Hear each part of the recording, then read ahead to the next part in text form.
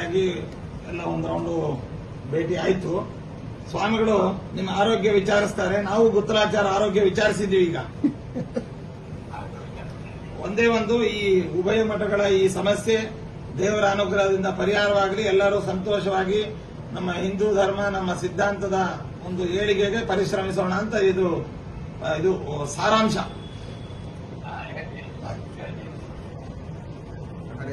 ಗಿರಿಯಾಚಾರ್ಯ ಹೇಗಿದ್ದೀರಿ? ಆರೋಗ್ಯವಾಗಿದ್ದೀರಾ?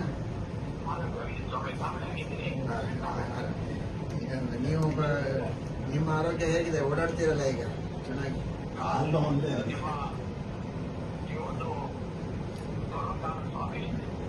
ನಿಮ್ಮ ಇಬ್ಬರು ಸ್ವಾಮಿಗಳು ಒಟ್ಟಿಗೆ ಇದ್ದೇವೆ. ಎಲ್ಲ ವಿಚಾರ ವಿನಿಮಯಗಳೆಲ್ಲ ನಡೀತಾ ಇದೆ. ಒಳ್ಳೆ ಒಂದು ವಾತಾವರಣ ಏರ್ಪಡುತ್ತೆ. ಸಂತೋಷವಾದಂತಹ ಆರೋಗ್ಯಕರವಾದ ವಾತಾವರಣ ಆದಷ್ಟು ಬೇಗ